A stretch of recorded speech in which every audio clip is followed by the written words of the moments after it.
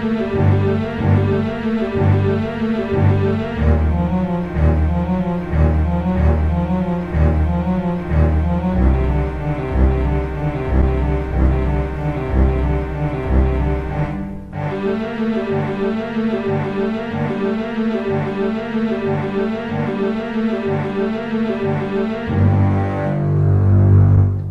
everyone, welcome back to Comic Book Corner, and it's me, that's right, me, Spider Slayer. What's up, guys?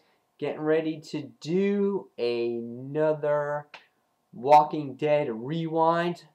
Just wanted to let you guys know, in case you missed the last video, I'm rewinding it all the way back and doing all the issues of The Walking Dead. I started with issue number 1, we're going on to issue number 2, and we're going to go all the way to about issue 86, because from 87 through 94 currently, I have already on YouTube that you can view. So, with that being said, let's get right to the review and walkthrough of The Walking Dead issue number 2. Here we go, guys. That's right. This is what the cover looked like way back when in 2003. Obviously, our book was written by Robert Kirkman, and the art was done by Tony Moore at the time. And again, his art is very detailed. This book is just excellent to go back and review on how much the characters are so different in so many ways compared to the way they are today. One of Kirkman's thing was that in the beginning of all of this, he said that you know, he was in this book for a long haul, and as readers, we're not going to recognize Rick compared to the way he is now.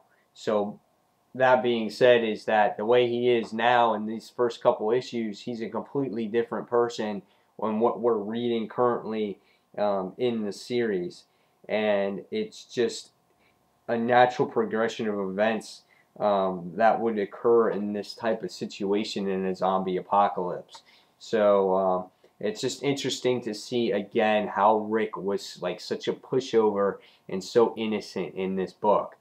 But alright, here we go. As we get started here, Rick excuse me, is on his way to Atlanta to find his family. And in this issue, we meet Glenn.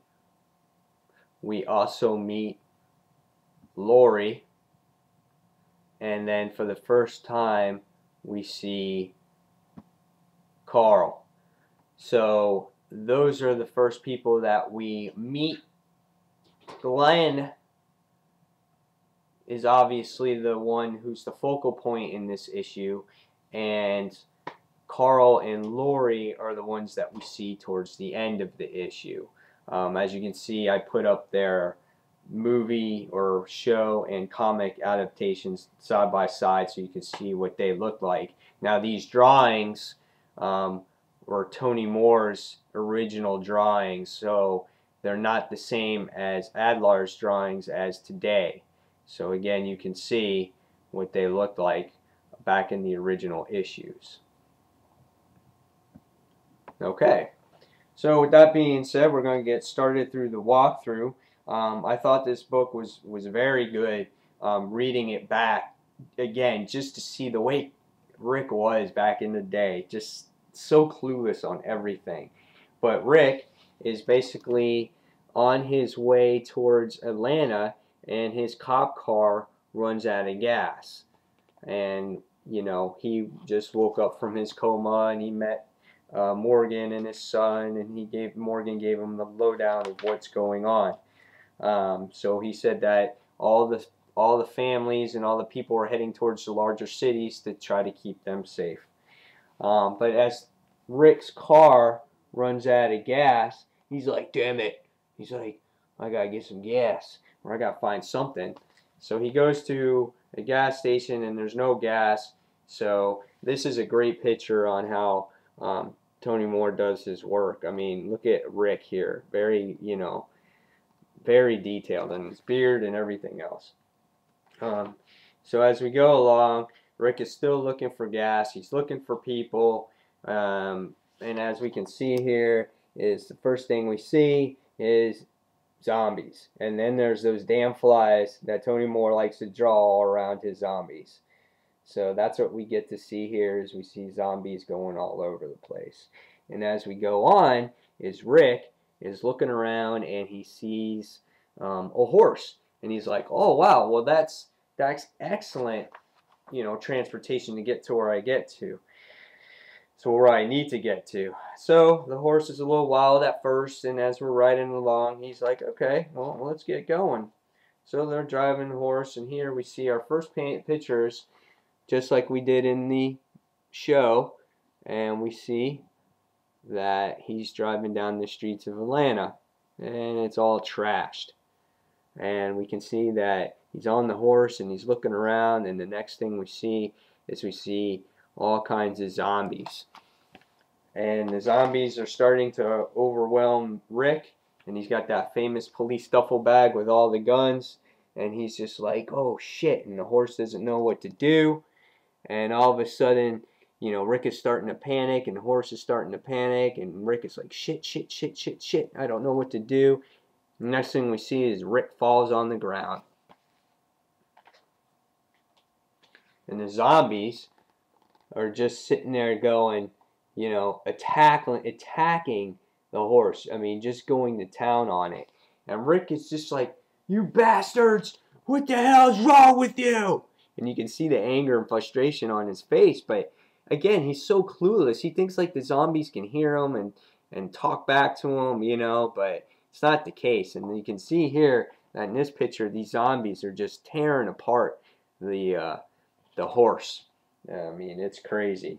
But again, Rick is just shooting the zombies away, and we can see that the detail that went into this artwork was just very, very good. So as Rick is just basically trying to survive and hang tough, here's the first time in the comic that we meet Glenn. And Glenn's just basically telling Rick, you know what? You gotta follow me if you want to survive. And he's like, okay. He's like, follow me. So they get onto the rafters and the rooftops, and Glenn is basically telling Rick, you know what, dude? You gotta jump. And they'll stay behind the wall for a while and won't be able to get out of here. So Rick jumps over the wall, and they go and they try to escape. And they escape. They kind of trip over a little zombie here. Not much else is going on, but Rick just wants to gather his bearings and say, hey, what's going on? I thought there was people that's supposed to be safe.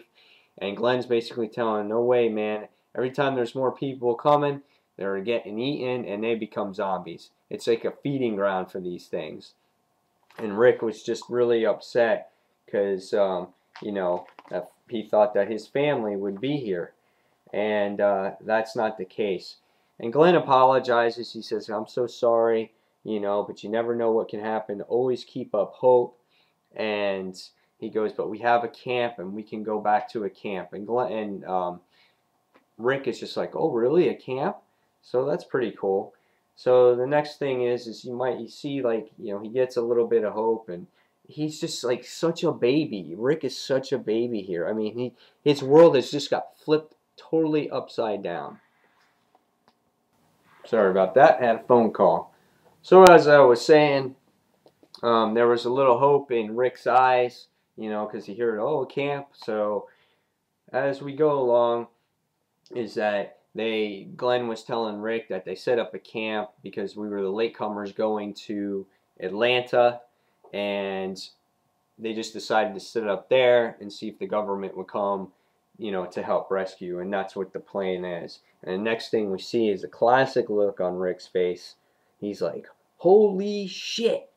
And then the next thing we see is we see Lori, Carl, and Rick says, oh, thank God. So we can see here that Lori, bitch, Carl, and we can see that they reunite for the first time. So very touching moment to the end of issue number 2. that is it for issue 2. It was a happy ending and the beginning of a long story ahead. It's great seeing all these characters for the first time again. I have not read these first issues in a very, very long time. It's probably been about 4 years. So I guess going back and rereading it and doing these reviews and comparing it to what's going on in the shows now and the comics now, God, it's like a total 180. But it hasn't lost any of its touch. It's just as good as it was before. I loved it, and this is why I started reading this book to begin with. So for all you people that don't read the comic, I hope this is helping you to follow along, and you can compare and take notes and compare to the show maybe later on, or just get an idea of what the comic's all about. So, but that's it. Give me your thoughts on issue number 2 and what you think about this series so far.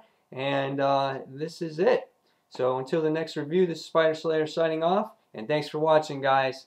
Take care.